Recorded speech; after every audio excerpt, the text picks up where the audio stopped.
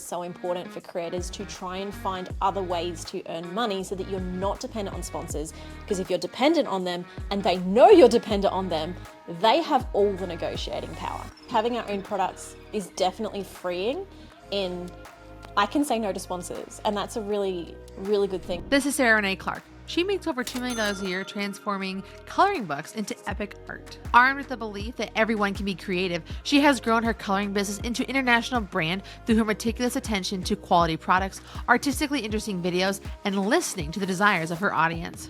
Her mommy hobby has blown up so much that she's able to grow her team to include employing her husband full-time and have a work-life flexibility that neither of them ever thought they could possibly have.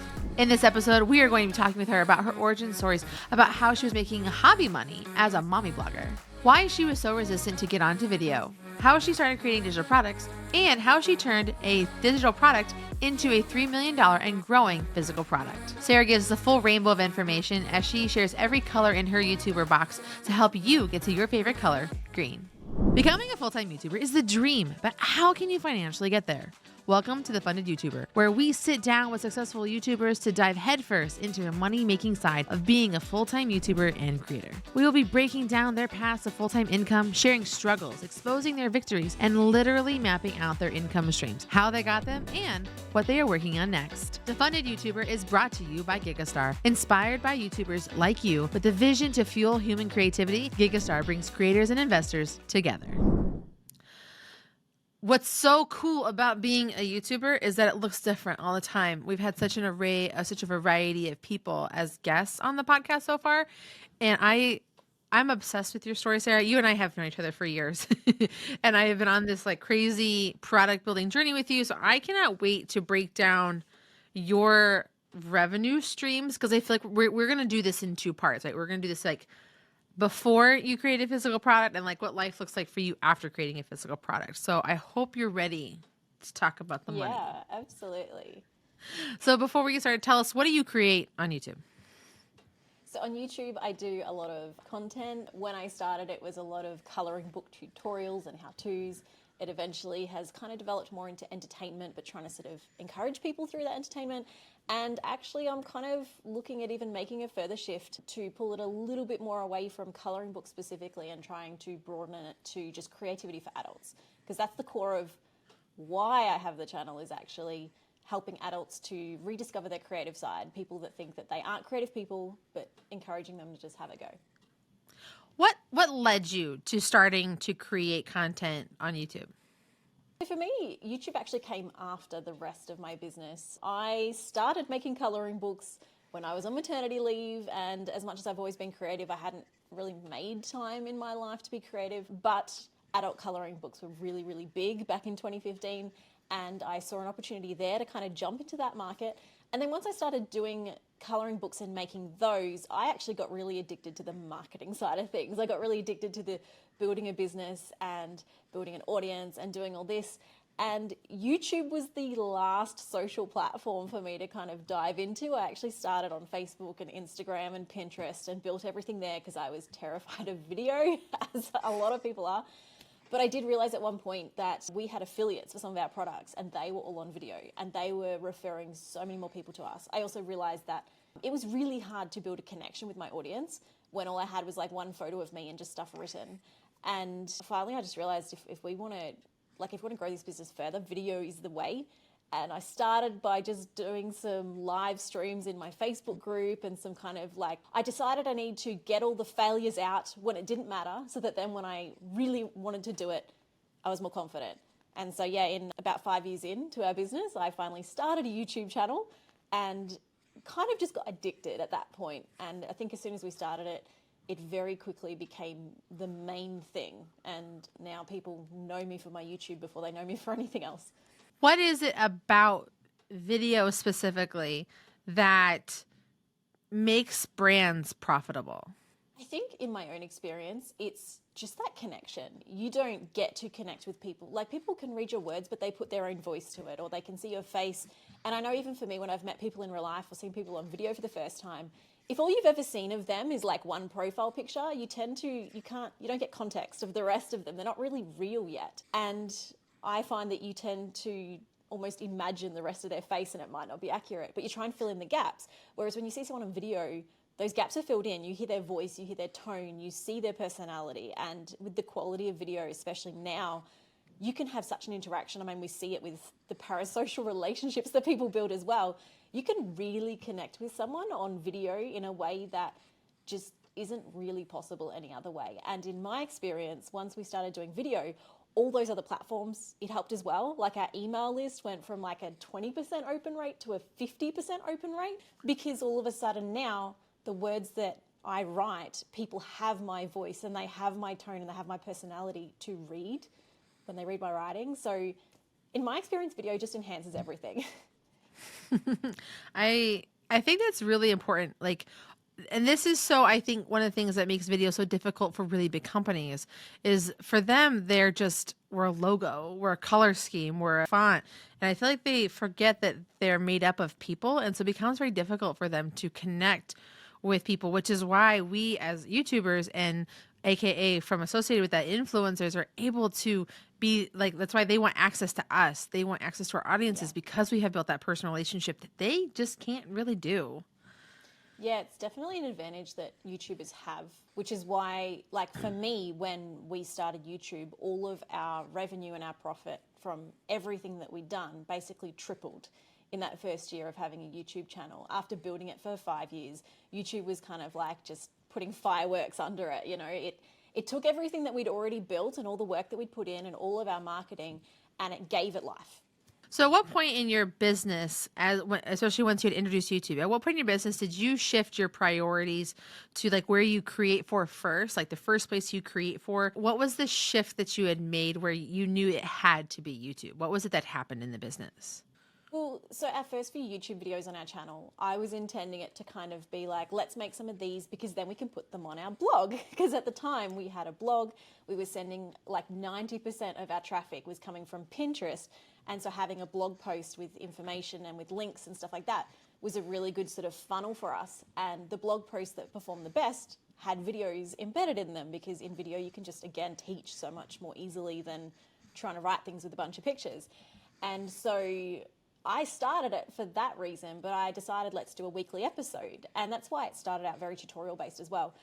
I think it was only like 4 episodes in, and it was just that I genuinely loved it so much. I thought that I would be uncomfortable on camera, but instead I ended up really loving it. The feedback was amazing. Also, my husband, Shane, has a bit of a background in video editing, so all of a sudden he got to use this skill set that had kind of been just sitting in the background. And so between the two of us, I think we just fell in love with YouTube very, very quickly. And then we kind of just chased it from a passion perspective. It made sense because financially it also worked, and it was the best top of funnel compared to everything else we tried, but I just really enjoyed it. And for me, like I was saying, as an adult that didn't have a lot of time to be creative, I had to come up with a new video every week, which meant I was creating something new every week. And just that experience of like having now having a practice and an excuse to create stuff for me was really, I just loved it. Even now with my videos, I don't tend to do the same thing over and over. I tend to try new things and push myself out of my comfort zone because I don't get a lot of time to do that when we're not filming. That's the reality of having a full business to run and a family. So 100%. I couldn't agree with you more. I want to ask you a question though that's interesting to me, because one of the things that I always encourage people to do is like, if you're going to have videos, let's repurpose them and let's use them smartly. Like put them on a blog on your website. Do you still have a blog? yes, and the blog is something, so we did it really well at the start and had every video had a matching blog post. After a while, when we started doing some more entertainment-based videos, not everyone had the right kind of content for a blog. And so sometimes we'd stop and go, okay, does this video have like a mini tutorial we can pull out of it? Some of them, for a while, we just didn't do blog posts at all. And admittedly, this year, I feel like we really dropped the ball in that. We only released about 5 blog posts in the whole year.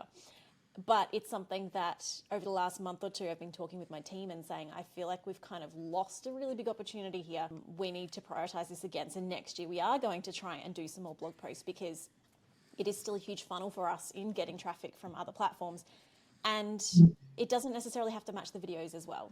Blogs can be their own thing. So for me, it kind of slipped in the background a bit just from a time perspective. Just, you know, when you have so many things to do, you have to pick what the priority is, and YouTube has become the priority. But I think next year we will be seeing a lot more focus put back on the blog as well. Do you have a financial plan attached to your blog for the next year, or is there already a financial component attached to your blog?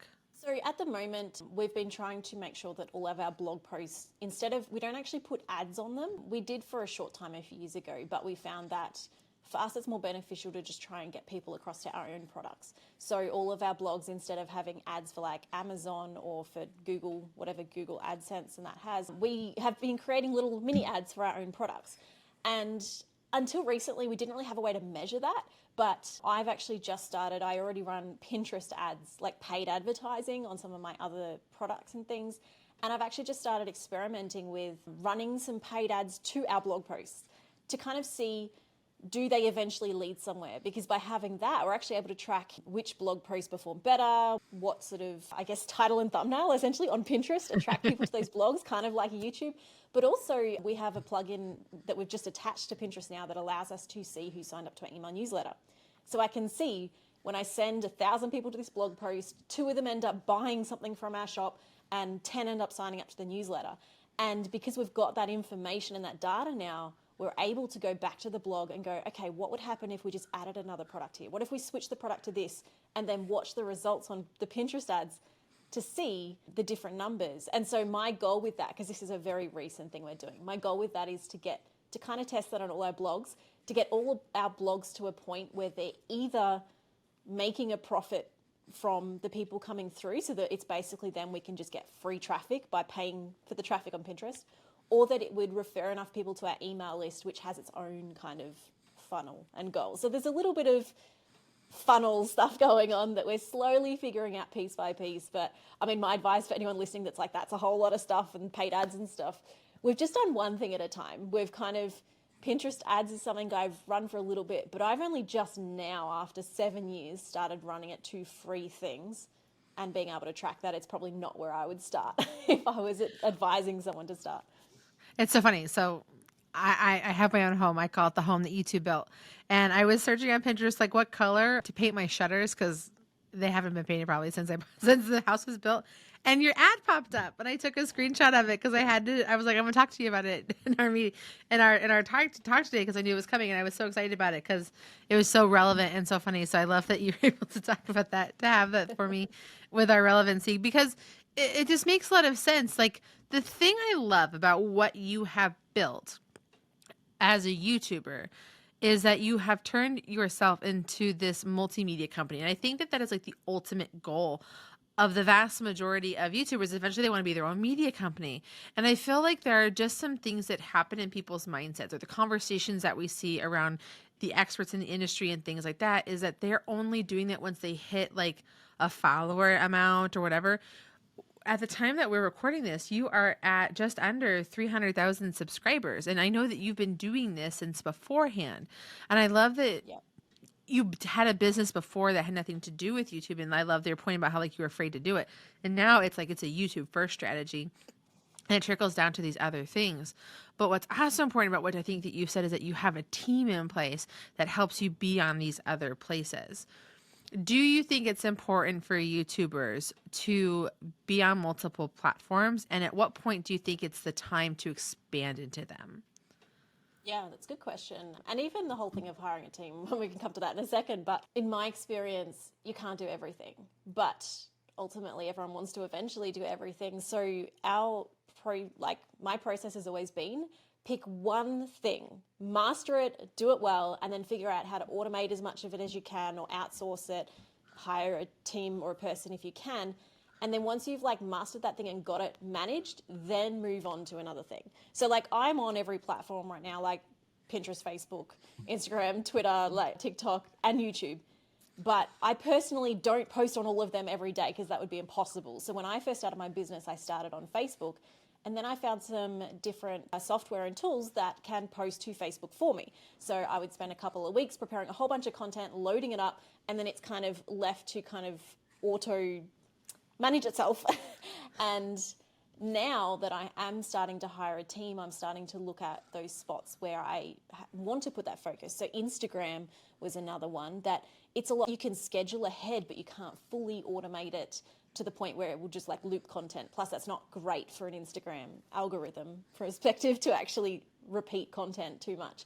And so when we hired someone, I was like, great, we need to hire someone and include that Instagram strategy as a part of that. And our first hire was about 2 hours a week. We didn't hire someone full time to start. And her job was manage the Instagram. So that took it off my plate so that now, again, I had freedom to then focus on something else. When I focused on Pinterest, it was the same thing. I found an app that would basically, at the time when Pinterest allowed it, pin 100 things a day. It's 100 posts a day. That's not something that you would do normally.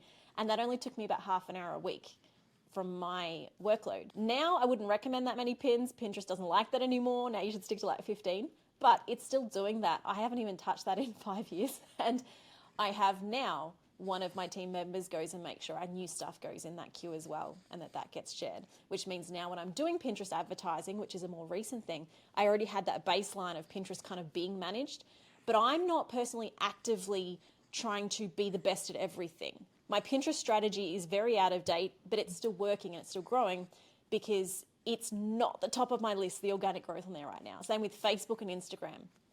From my perspective, they're kind of like I mastered them and now they're in a bit of not quite maintenance mode, but I have delegated those and I'm far less involved in them except for maybe getting like a once a month summary of where everything's at. And then from there tweaking and going, okay, do we need to revisit this strategy? Do we need to focus on this? So as much as I do a lot of things, my perspective is always pick one thing and do one thing well, and then you can do one thing at a time. And even in our goal planning. I want to talk about your goal planning because that's, I think, really important. Do you think that it's to become really good at one thing, systemize it and hand it off to your team? Or do you think you, as an individual, like you should be good at everything and find a way to manage it within that? Yeah, I don't think you can manage everything, but I also have the attitude for myself of I don't want to outsource something until I understand it myself. Because if you outsource it first, you don't really know enough to know if they're doing a good job, for one. I think it's important that as creators, as much as it feels impossible to be on top of as much knowledge as we can, I also just love learning. So for me, maybe that's a little bit more like I kind of want to do that. Whereas for some people, it's like, I don't want to learn Instagram, just let someone do it. I think both approaches are fine. For me personally, I like to learn things before I then hand them off, even down to I spent 2 or 3 months just focusing on learning how to negotiate and then got my own sponsors. And now I have an agency do sponsorships, which I don't do very many sponsorships anyway. That's a whole different discussion. But it's something that I wanted to learn and master it before I then outsource it to someone else. How does goal setting work as a part of your revenue strategy? So my goal setting, I very much try to focus on big projects and we pick a few big key projects, but we tend to plan the whole year kind of at the start of the year and we kind of break it up into quarters and then we just try to manage like a quarter at a time. And most of the time it's like, what's one big product that we want to release? Because we need to keep making new products if we're going to have more money come in. We don't think in details at that point. We think big overarching goals. So like instead of saying, oh, we need to fix this and we need to fix this and here's 100 things on our list, it's like, okay, any website updates? Let's pick a month and website is the project. And we do all the updates at one time. And at that time, we can research strategies, we can look up advice, we can find all the best plugins. So rather than constantly making 100 minor changes to everything in the whole business, things just sit for a while. It's like at the moment, it's like, okay, we should probably build a better email strategy because our email list does well, but we're not actively growing it. But I don't have time for that now because it will distract from everything else. So it goes in a future project pile and then we're planning next quarter. We go, can we fit that here? And we might say, great, so this month, our email strategy is a big focus. Or next month, building a better affiliate program is a big focus. And so we take those things and rather than feeling bad about them not being up to date or not being perfect, we try to build a big project out of it and really focus on it at one time. And because then for me as well, I'm very project oriented, if that's not obvious. That means that we can kind of really do it well and really focus on it. And then by the end of that project, it's okay, how do we manage this going forward? And that process is usually automating as much as we can, systemizing whatever we can, and even outsourcing parts. Or by the end of that, deciding you know what, this isn't like, we did shorts for 2-3 months, and then by the end of it, we stop, we analyze what's the impact that made, and then we choose, okay, do we still want to do 2 shorts a week, or do we want to maybe cut it back? And like with that example of shorts, we didn't see the impact that I'm seeing a lot of other people have, and I was like, I feel like this is a distraction from other things. Yeah. So we have decided to then cut them back, because we did try for a pocket of time doing 2 a week. And so now it's like, that's not a priority now. We might still do them, but because we did that as a big project and focused on it, and we're able to measure things like the financial gains from that because we focused on one thing at a time, you're able to then assess it properly and decide later if it's something you want to keep as a part of your ongoing strategy or move on. I love how you broke that down into different parts. I love that you like to summarize. It's like pick projects and a time frame in which you're going to do them. Like go all in, analyze, study, and know what's going on. And I also love that you talked about how like you test things and you come back to it to see if it's working. Because if you don't test, you don't know if it's going to be a good idea or a bad idea. Like, and I love that. Thank you so much for sharing like what happened with you with shorts and realizing like this isn't helping us. So we don't have to do this anymore. And that becomes like a stress you don't have to worry about from your mind. Because again, when we're testing allows us to figure out what to do, and then once we know if it's right or wrong, then we can attach like that revenue stream to it in a way that makes sense. When it comes to things around creating content, like you have to test it. Does this work? Is this something that my audience wants? Yes. Okay, now how do we attach a financial stream to that in a way that makes sense? And doesn't mean like, you know, every video is sponsored or has an affiliate. Sometimes it's like what you talked about, to my free offer, to my email list, like, you know, adding in my products and things like that to kind of test out and see. So I think that that's really important. And it's so, I think, timely too, because when we're recording this, we're heading into 2024 and this releases in that first month of 2024. It really helps to think with like setting goals around like what we can do obtainably versus like, here's my dream sheet, and figuring out how to reverse engineer it. Like this, as an artist myself and as all of us are creatives, this could be a really great way for everyone out there to really, if like you have found that planning and planners and strategies that are kind of out there around like setting goals up aren't working for you, this project thing makes sense. It's a finite, specific amount of time to start, finish, and focus on something, and then you can move on to the next piece. It allows you to minimize, I think, those distractions as well. So that is awesome. Yeah, I've also found with that, in talking goals before we move on, Yeah. that we do really, I think we underestimate how much time we have in a day, but then we overestimate how much time we have in a year. And so I think a lot of the time when you're thinking through, so next year, thinking for the next year, I look at it and go, if I'm going to work on, say, a new product, I probably should leave that as its own big, like if it's a big product, that's going to take at least a quarter, like a whole quarter, like your 90-day block. 90-day blocks are a manageable amount of time to imagine. And when it comes to our entire business, in terms of your marketing, your customers, all those different things, I probably won't set more than like 3 or 4 big goals per quarter. And so if we look at the start of the year and go, oh, these are the 20 products we want to make, I realistically look and go, actually, we could probably only do 4 or 5, unless they're little products and they can sort of slot in elsewhere.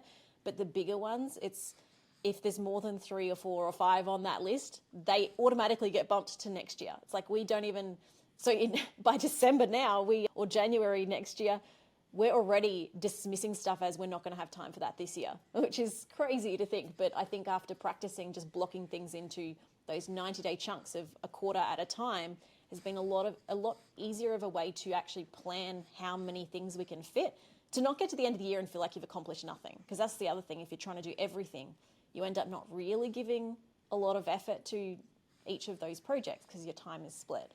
Whereas if you pick a few big ones, you can get to the end of the year and go, look, these are the 3 or 4 really big things we accomplished this year. And that is far more satisfying and wonderful in terms of your motivation moving forward when you see those big accomplishments. That is, oh my gosh, like it's so powerful. It's speaking to me very personally as I'm making pivots and adjustments in my year. And really, like, let's reinforce this, everyone that's listening. You do not have to do everything, nor should you. So plan it out, prioritize what's important to you, leave room for testing, and give yourself, I think, pad your time. Like you might think it's amount of time, probably give yourself extra time within it. And I think Sarah's advice around breaking things into quarters is probably the best way to do it, which when you think about it, that's 4 big projects a year. I think that that's super doable and reasonable and something for us to like control what we want to do. So that's amazing. So I want to pivot into a different sort of money topic, which is we've done so much, you've learned so much. I would love to hear about like a disastrous money situation from you that we can learn from. So I've always been quite conservative with risk. And I think that's an important thing. Like, we've never built this business off credit. We've never made a big financial commitment to something without sort of having some evidence or research to know that it will pay off. But as we are earning more, those risks do get bigger, because there is a certain point, especially when you start getting into physical products, that you have to outlay money and you have to take a little bit of a risk. You can reduce the risk with things like pre-order sales and just, other research and stuff like that.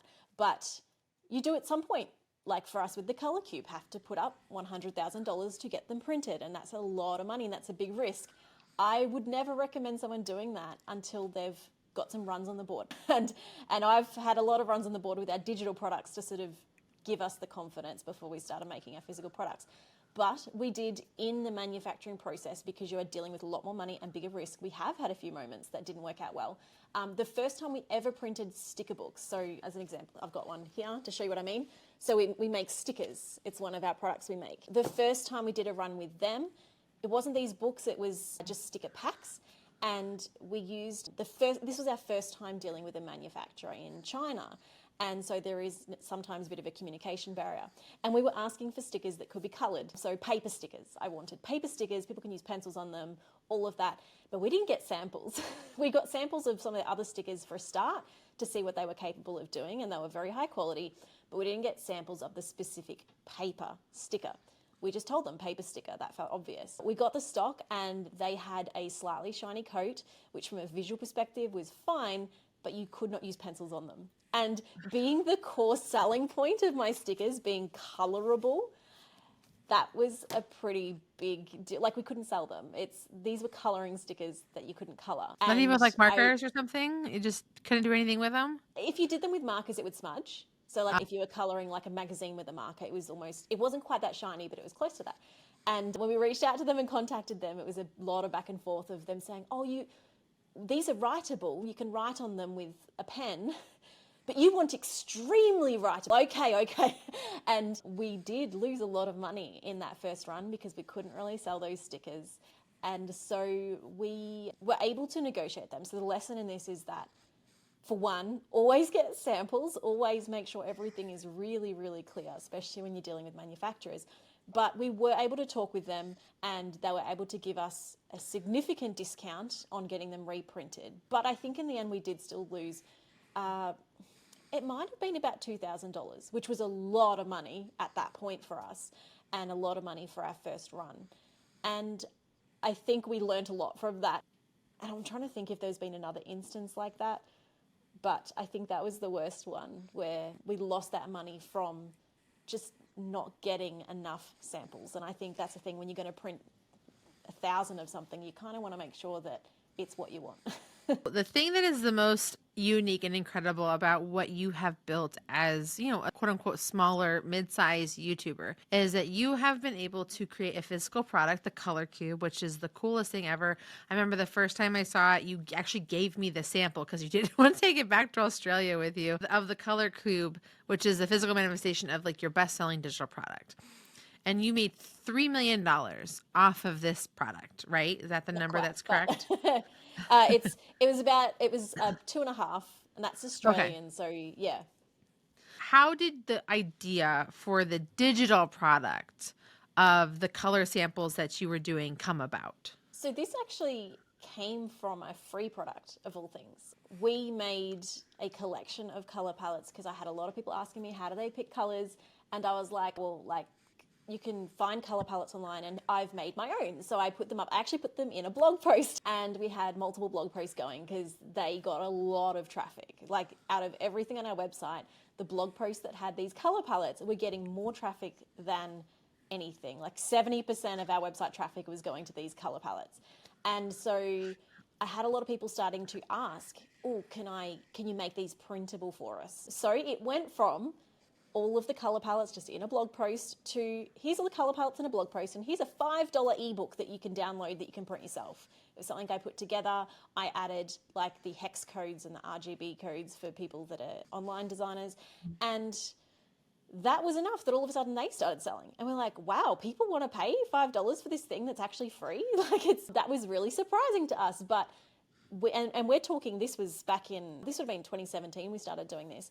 And then in 2018, I was told ages ago this really good advice of, someone told me, you're not going to reach $1 million by selling $1 products. You need to learn how to bundle things. And that's always stuck with me, of like, bundle. How can we bundle things? So at this point we had, I think, 7 different blog posts with their little $5 books, and they were selling pretty well. And I was like, maybe it's time to bundle them. And that was actually how that first digital product came about, because I also looked at it and thought, if I'm going to put these all together, all these books, I need to make it even better. So we built them all into one PDF. It had 250 color palettes. So at that point it was 10 different collections, or 9 blogs plus a few more that we added. And again, these were all individually available for free. We put them into this ebook. I ended up spending probably 100 hours then categorizing them and linking up and trying to match the colors to each other across these 250 palettes to create a interactive sort of color selection tool to try and make it easier for people. And so it was an interactive PDF file, and we released it, and we made it, I think, $30. And that month was the first month that we went from making about $1,000 a month, and we launched that and we made $12,000 that first month. And our brain just went, whoa, that's like a whole year income just in this, because this was still hobby money at this point, like the business.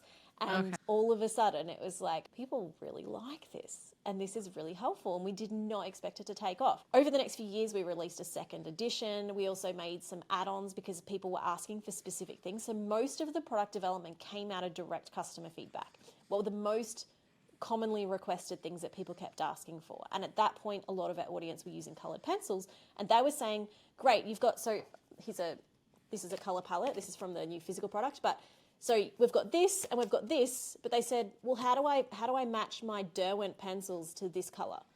And so we created an add-on that gave them the exact pencil number. So we did the work for them, and we made that, and we bundled that as well. And in the years between that and before we released the physical product, we sold around 20,000 of that digital product. And a lot of that was before we had a big YouTube audience. Our total audience across all platforms was about 10,000 people at the time that this increased enough that we were able to cover my full-time wage. So we had a very, very small audience at this point. What were the years that you had the digital product? 2018 is when we started, and in 2017, I was making $10,000 a year, like small hobby money. In 2018, that went to almost 40,000. Okay. So a huge leap just from releasing, and that was the first version of that physical product. The next year, we made a second edition, so we had the 2 digital products and we bundled them together. That doubled the money. So the next year was more like 60,000. At that point, it was like, this is a full-time wage now. Like, it's not a great wage, but it's a wage. And from there, it was just every little extra thing we added. Plus, once you've got a product, every extra audience member that you add now becomes more sales. Like, having that core product was the thing. And we discovered very quickly that the color catalogs that we made weren't just appealing to our audience, they're actually appealing to a lot of people outside of even our niche. People were using them for all kinds of arts and crafts. And that's where, by the time we were doing YouTube, so YouTube, I mean, just pause it a second there. So in 2021, we started YouTube, and right when we started, I was making about 100,000 on my own. And it was still just me doing most of this at the time. My husband was still working a full-time job. And the year that we started YouTube, we hit 300,000. So we tripled our money just What by do you mean started YouTube? Yeah, I mean starting weekly episodes as a YouTube channel. Okay. Yeah. So technically my YouTube channel's been around since 2016, but that's because we had 1 or 2 videos that we wanted to host on the blog, like I mentioned earlier. So I made a video or 2. They weren't like, I wasn't a YouTuber at that point. It was just, here's a video tutorial to go on the blog. I don't even know if they're visible on my channel anymore because that was so embarrassing back at the time. Or they might just be like a top-down camera without me on screen. And so in 2021, that's when we said, let's try YouTube. Like I said, it's our one thing now. Let's research it. Let's find a course or something to find out how do we do titles? How do we set up a channel? And we nerded out on YouTube for that 2021 period and went all in. And that's when we started weekly episodes, and that completely transformed everything else we were doing. Okay, that's amazing. So at 2022, you launched and built, you built and launched the Color Cube, the physical product. Where did the demand for some of that? Was that from your audience? Was that something that you're like, maybe they would like this? Like, where did the transition from a digital product to a physical product come from? Again, it really just came from listening to our audience. I had no intention of making it physical for a very long time, but because I used to do some books that I published through Amazon's publishing, so print on demand. That was actually my first taste of physical products in a way, just through print on demand. And that was black and white books, and yet we would make $3 from a $10 book. To do a coloured book, I remember doing the math at the time, and it's like we'd have to sell it for $50 and we'd only make $7 out of that because the cost was so high in the print on demand with the coloured printing. And so I didn't think we were going to ever make it a physical product. It was like, no, it's not worth it. And we did not have a big enough audience to justify publishing something ourselves because of the cost. So I assumed it would always be digital. And we had so much feedback from people saying, I wish this was a physical book. Like, so much feedback. It was like driving me mad. People saying, I'm not going to buy this because I need a book. I don't want it digital. I don't want a PDF. I want a book. And we had so much feedback on that. And I was really concerned that if we sold the physical thing, we would stop all the sales that were covering my wage for the digital product that had sold 20,000 times at $30 a piece. And the bundle was like $60. And so that was such a big And that's deal all for us. profit. Like once you've made it, like It's it's digital. all profit. There is no other cost to it. Yeah. Whereas a physical product, there's a much bigger risk. There's a lot more cost. You're going to get a much smaller portion of what you sell it for. And so I had no intention of turning it physical, but we had actually created a physical planner, and we were 2 years in. I might be wrong on that. I think our first one was actually 2020. We tried making a physical, like a daily planner with a coloring sort of pattern through it. The first 2 years we printed that, we only just covered the cost of the manufacturing. We didn't make any profit. And then by the third year, and because we were printing that in America, by the third year we moved to a manufacturer that we found that could do bigger scale. And because at this point we didn't have, I couldn't have sold 1,000. I didn't have a big enough audience. We were selling 300. And so printing in China, for example, was just not even on the radar. It just we did not have the volume for that. But after 3 years, we got enough repeat customers. And once we had a YouTube audience, we were able to then go, okay, I think it's worth trying to print a few more. And so we found ourselves a really good manufacturer, and we found ourselves someone that could do the planner well. And once the planner was done so well and we loved the printing and the quality, I stopped and went, maybe we should reconsider the physical color cube. Maybe we could pull this off now. We've sold 20,000 of the digital thing. There's clearly interest. We've had so much feedback from people saying they want this as a book. But then when I started thinking about how I use it and how I liked to print off a few pages and put them next to each other, I was like, a book, you can't do that. You can't rip pages out and put them side by side. You're going to be flipping back and forth and putting tags on things. And I hated the idea of that. And so that's where I started personally thinking of how else could we build this? And I don't even remember what it was that triggered the idea of the cards specifically. I know the box design was kind of inspired by the old little Trivial Pursuit things that holds the cards in them with that particular lid. So obviously totally different shape, but I thought, what if we could turn them into cards, which is what these are. So this was all that was in the physical book with information down the bottom. And so then we spent a good 6 months developing this and working out what do we put on the back to make this unique. So we've added the different tones there, like light and dark. We thought, how can we make these different and unique and useful? And we got samples from our manufacturer, the first lot of samples, which is the ones that you have, the prototype. The cards were smaller. The cards were smaller from the first lot. And there's less color blocks on the outside of it too. Do you have yours? It's way over. Let me go grab my box. Hold on. Comparing the prototype to the final. I do have a prototype here. I could grab that.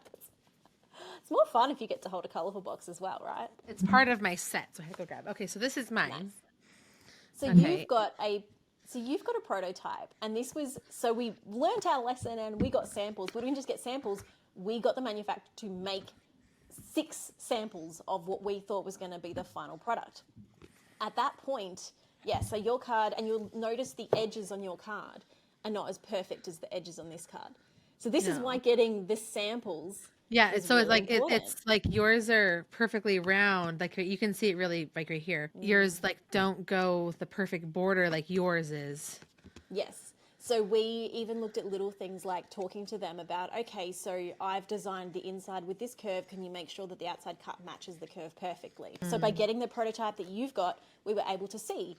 The other thing was we designed the cards smaller, but once we got the physical box and the stack of the cards in the box, this one I've got a few taken out, so it's hard to tell. You can see it better on yours. We realized that in order to make the box square, the box had to be bigger than how I originally intended it. So this whole thing was supposed to be smaller. But because the cards are thick, they physically cannot take up less room than that stack.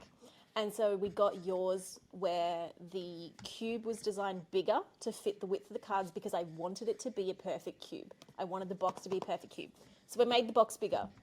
We thought we were done. We thought that your version was going to be the final version. We got it, and I looked at it, and I said, that box is so big that when you pull out those cards, they look disappointingly small in comparison. So then we made the cards bigger as well. So there were a lot of little tweaks that changed just through trying things and through doing the samples. And getting samples, and that costs money. At this moment, we are spending money and we've not made any profit. We haven't even told our audience this is available yet. When we finally got the prototypes that you've got, that's when we were able to start creating some promotional material, our promo video to launch it and all of that. And so our promo videos all have the prototype in it, not the final box. And even just little things like once we got your box, I noticed that the white on the lid was thicker than the white on the others. And I said, no, it has to look slick. It has to look... Yeah. You can really see where the lid is. Yeah. So we made adjustments and we tweaked all these little things. I think the other changes on the lid, I stretched the colour to go further. Yours will have a bit of a white rim. So you can see there some of the different changes that we made along the way, just in trying to figure out what was the best version of this product possible. And the thing is, once we finally did it, I took a big risk in not even telling my audience we were preparing this. I don't recommend that. But we were so confident in all of the feedback we'd had. And I was so confident that people would like the cards more than a book that I was like, no, we're going to surprise them. Risky move, but... From a design perspective too, like this is like next level, like coffee table book. Like this is so useful. This is so tangible. This is like a showpiece that you can, like I said, it's literally a piece for me. We wanted to make sure the box was as pretty as the stuff inside. And that was also a big factor of like, I didn't just want it to be, here's some cards. I wanted it to be, here's a box so beautiful that everybody that buys it will want to put it in their Instagram photos. And they do. We have so many photos from our audience of people doing their art with the card next to it or doing their art and the box is in the set. And so that in itself has ended up being a huge marketing thing for us. We have so much user-generated content that we're only just starting to use. We really should have used it for the past few years because we've made a product that is pretty enough, even from the packaging. And as a side note, I've noticed in the art world, a lot of companies are starting to catch on to that as well, where the pencil boxes are getting pretty, the packaging around them. They're starting to think about what is the unboxing experience? Because like you said at the start of this call, influencers are such a big part of business strategy now that it's not just about the product, it's about the experience of opening the product. That's something that I think is unique about this time in history compared to any time before, is that unboxing a product is such an important part of the purchase experience and in some ways determines who buys things. Which is so funny because like we literally have like these two separate things when we're building things and opening things and shopping for things. Like this is a whole situation. I don't know what it's like to get it delivered to my house. I presume that it's a very equally fun experience. But like when you think about like Etsy products, like things when you buy off Etsy, when you're supporting smaller creators, like they go out of their way to do this extra thing to make sure it's nice. Like I always buy stickers for my luggage every time I travel to a city where I spend time in it, because it's just a way for me to like document where I've been. I put on my luggage so I can like distinguish my luggage from other people's, and they always come in like fun packages, like a beautiful little envelope with like a embossed print on it, like, or like the wax on it. They have a nice card, a thank you. They'll come like a little like mesh bag. Like it becomes this whole experience. And I remember thinking sometimes, I'm like this is such a waste because I don't know what to do with all of this once it's done. But I asked myself at the same time, like, yeah, but would I like it as much? Because I've gotten like stickers just in an envelope, and I'm like, All right, like I can see that, like you're just Yeah. doing We've this. even thought about that with our products. We're like, should we add cards in them? Should we add? But then we're also trying to balance, like you said, the waste. We Yes. have a lot of the time with our packaging thought about how do we reduce the amount of plastic on this? How do we reduce? So even I think when our first sample came of these, the cards were wrapped in plastic, and I said, oh, that's just too much plastic now. I don't think that's necessary. And so instead, we looked at, well, how can we make the box?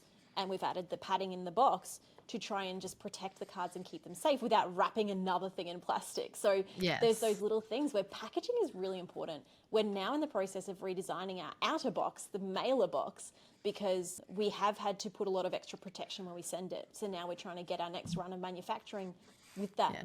that protection built into the box. I had a little damage on mine. My Yeah. thing had split. It's like Yeah, I got a think, and little because that one was dented the and rounded. prototype, it wasn't quite as strong. So that's Yeah. I've never had someone had, which is great. But we do get people that get the corners just bumped a little bit sometimes. So we have over time, and this is another thing where we've lost money is we had to, for example, when we had them sent overseas from Australia or internationally, we say overseas because Australia, everything's overseas. When we had them sent internationally, like 80%, not 80%, that's not right. It felt like 80% because they all emailed us. It was probably like 10%. We had a lot of people from the international ones where because it was getting tossed around in the mail for so long, they were having dinted corners. And we have a policy of like, if there's any damage, we'll just replace it. So we did lose a lot of money in like the first run of just refunding or replacing products because the packaging wasn't up to scratch. And so since then, we've then put money into getting like some corners and things that we can add to the boxes. We bubble wrap all of them before we send them from from Australia, and then from America, they are put in a bigger box anyway. So there's all these different things that we've looked at to go, how can we spend more at the start to reduce the expense of the refunds? And that means for now, we're actually redesigning a bigger box for the outside that has padding built in, but because I know people love this box so much, I actually have made a point of not making the mailing box too pretty because we could have gone full color print. It could have looked like another cube. But I said, then what's going to happen is people are going to love the outside box so much that will get damaged. It's okay if that gets damaged, the mailer box. But people are going to have that getting damaged and then want refunds because their outside box got damaged. I've got it. You just make your box. It should be a coloring page. You can color the box. You can give it to your kids to color. Yeah, but then if it gets damaged in the mail, people will want a new one, and it's like no, it's a box in a box in a box, and there's cards inside. Like we don't want to have to make another mailer box for the other mailer box because So it's too funny. pretty. So we've made sure that the new mailer box is like professional and nice, but not too pretty because it's not meant to be kept. It's not. We don't want to make it collectible. It's such a unique thing, like specific for your audience, based on something that you've done. Like for like a really extreme comparison, like when Jimmy created his chocolate, like did it make any sense? You're like, but you're like, you're a YouTuber who does extreme challenges. Why are you making chocolate? Like, and it's successful because it's good and all the kind of stuff, but it's like it's so different and random. And I'm It's sure that very he much the thinks about a exception to lot the of the rule. things. In that Yeah, like yeah. and like there are other products that are like that. Like people have like beverages and all this kind of stuff. So it's just this is so intentional for your audience and so specific to them. And it's like so well thought out and cared for and loved. And I love that you've been able to like this is a thing that you've been able to do to make you a massive revenue piece for your business. Now, Yeah. we've talked a lot about your cube, which is it's such a foundational part of like what you're doing as a creator and like where you've gone and it's become this point for you. Like you've been on stage at Vid Summit talking about all kinds of stuff. What I would love to do is break down your other revenue streams that you have as a creator. Now, our numbers are a little bit different. So we're actually going to have two graphs to show you. This is going to be like BCC before a color cube and then like after color cube because she has those numbers for us. So she breaks down that 87% of her product or of her income has come from her product. And so she breaks down that her next highest revenue stream does come from AdSense, followed by other. What is your other revenue stream that is listed that we don't know about? Oh, see, I'm not even entirely sure. I got these numbers from Shane. So just for context, Okay.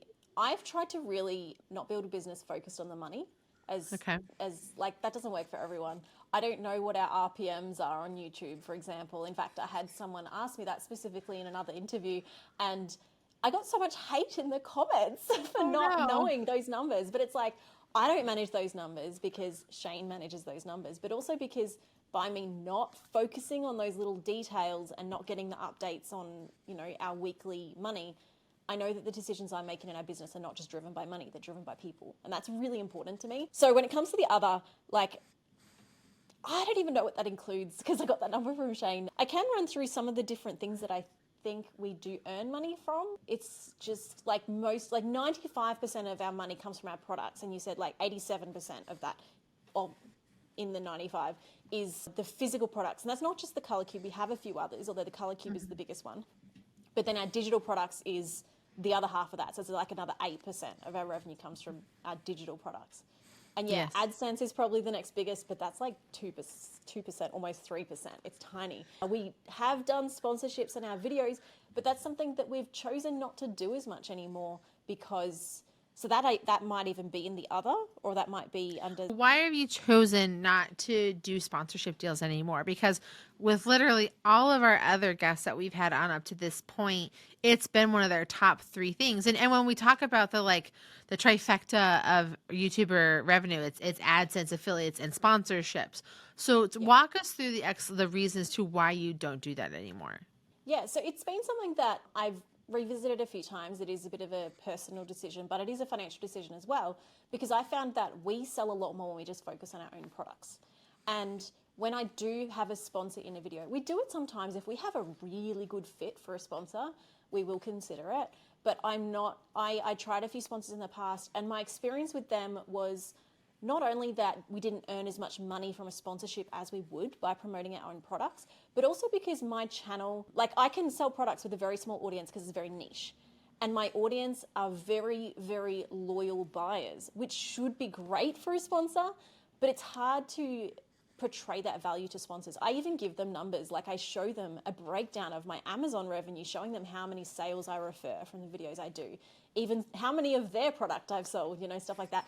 We had one person that didn't do a sponsorship, but I used their product in a video, and they emailed me to say that they had to shut down their website for 3 months because they sold out of that product. So my audience buy, and they are very loyal. But when you're talking to a lot of companies don't see this value, which is really disappointing. I think this is a big thing where companies need to educate themselves more in how the creator economy works from a YouTube perspective, because my videos get a lot of views compared to my subscriber numbers. And those views, if you look at the comments and the sentiment of people, they are really loyal people. They are really invested and they really trust what I have to say.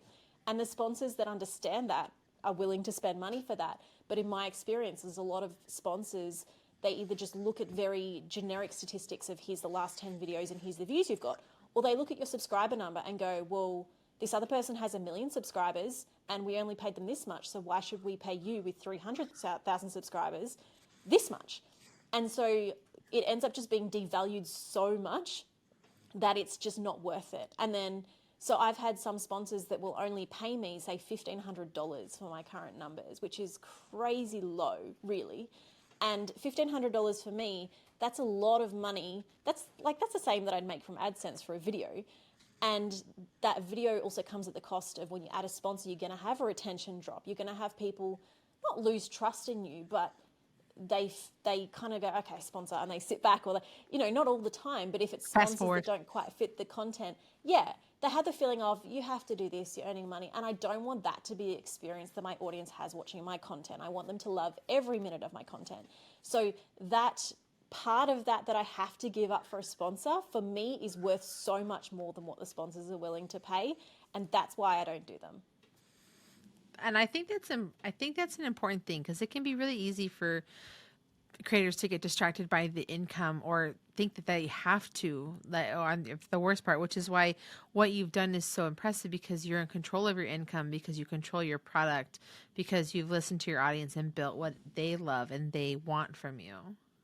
Yeah, I think having our own products is definitely freeing in, I can say no to sponsors, and that's a really, really good thing. And also when I did my little training on negotiating for a while, that was a bit of a fun game of, I looked at which sponsors do I want to work with, and I talked to them, and when they lowballed me, I was like, okay, forget it. And so there are some sponsors that I would like to work with, and that some of them were even trying to negotiate with. And at the end of the day, because they get so many other YouTubers that take literally nothing because they're desperate, they're not willing to pay what I believe a video is worth. And so I end up just saying no.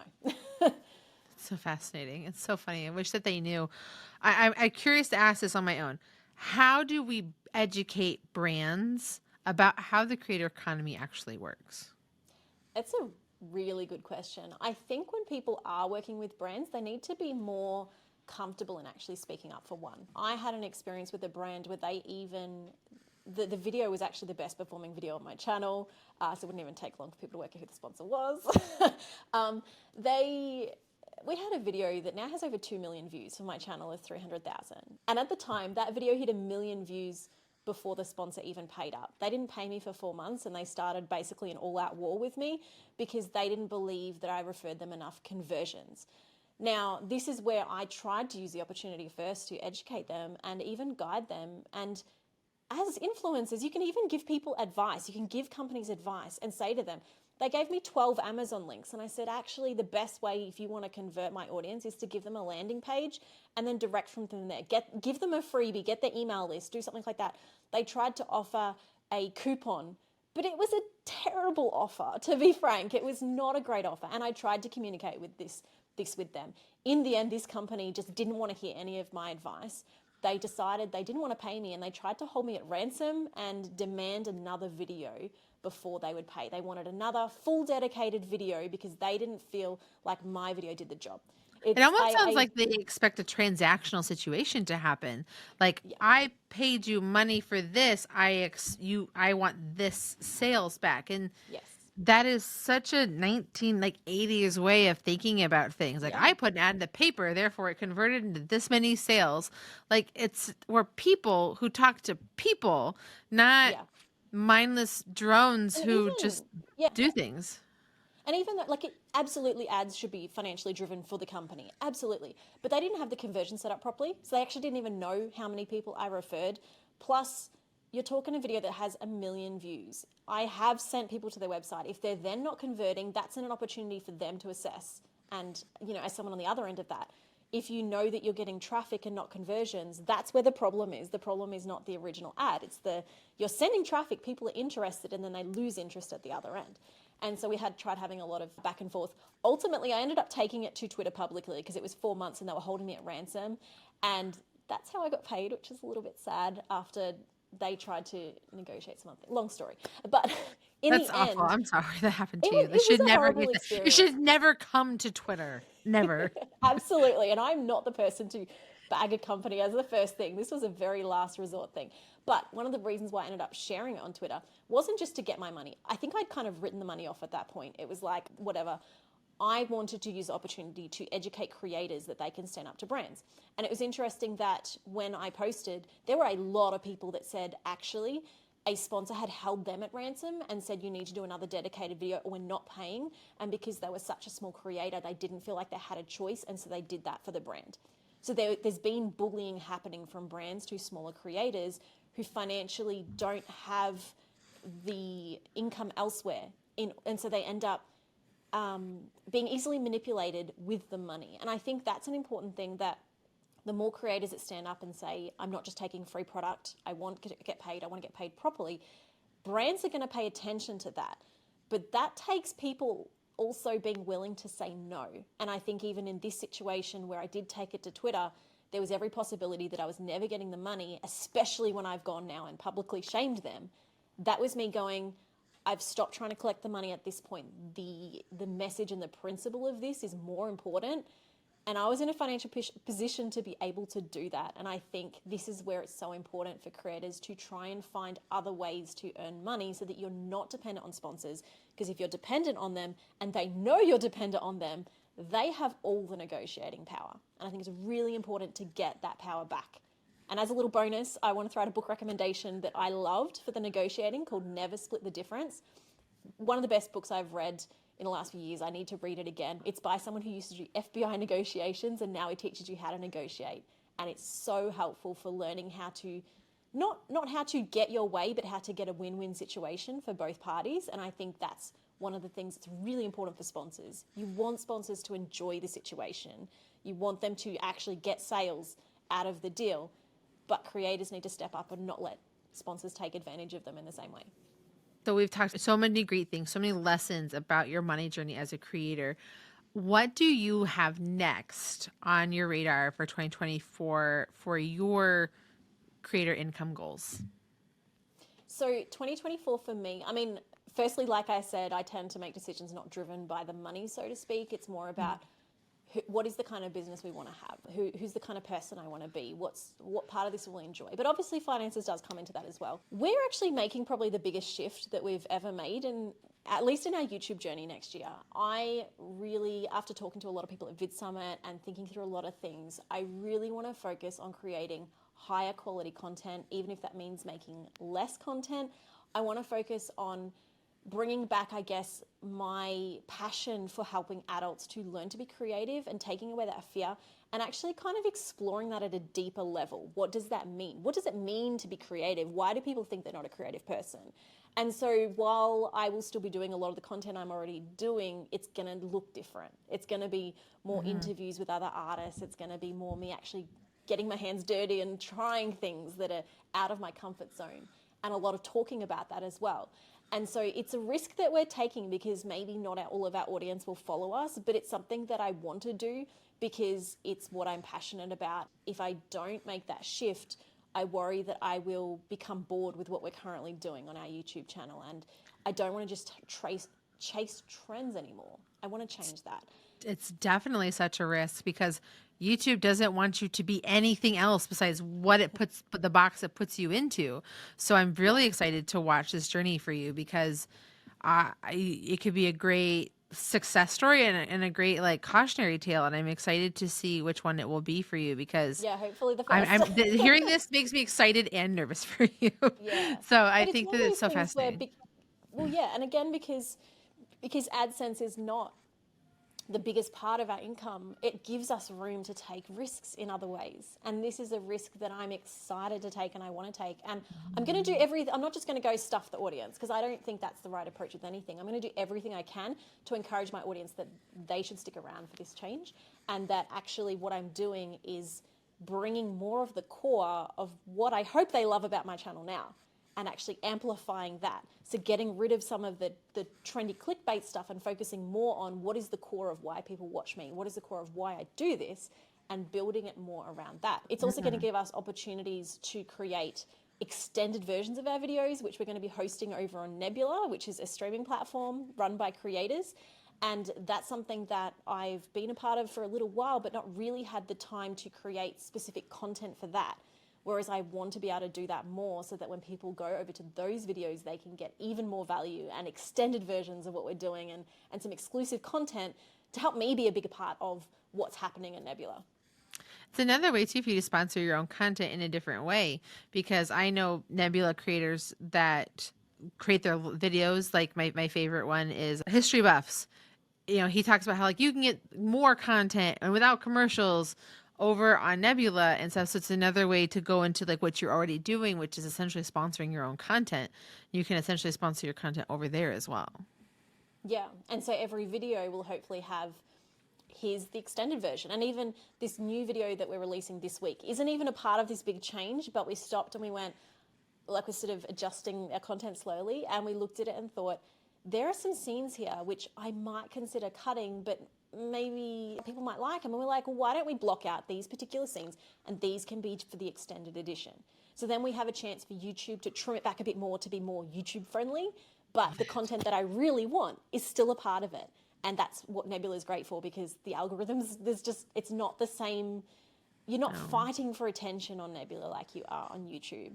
And so this is going to give me an opportunity to essentially offer more to my audience, but also reach that bigger audience because the core audience is what wants more. The YouTube audience generally wants things to be under 20 minutes and a bit shorter and a bit faster. So it gives us the best of both worlds. I love this for you. It's going to be so great for your core, like your really hardcore fans to spend more time with you. And of course, tap into a new audience that maybe doesn't like to spend time on YouTube. I know my husband's pretty against it these days. And he's the one that got me into YouTube. So I love this for you. For everyone that's listening, we're going to have the links to everything that Sarah talked about over on our show notes, which you can find at thefundedYouTuber.com. We're going to break down like where you can go check out her color cube. We have her link to her presentation at Vid Summit where she did a really in-depth financial breakdown, as well as like where you can follow her on Nebula and all these other things, and the book that she recommended as well. Sarah, thank you so much for your time today and for sharing your journey as a creator around money because it is such a needed thing for all of us. And I'm just so grateful for your time. So thank you so much to everyone that listened and watched, and for you, Sarah. I appreciate you. The Funded YouTuber is brought to you by GigaStar, a parent company of GigaStar Market, an SEC-registered funding portal and member of FINRA. Learn more at gigastar.io. Music provided by APM Music, unrivaled music to bring your stories to life. Neither GigaStar nor its affiliated companies provide legal, regulatory, financial, or tax advice. Any opinions expressed herein are those of the authors and are the informational purposes only. The information and opinions expressed herein are subject to change without notice and do not take into account the particular investments, objectives, financial situation, or needs of any specific investors.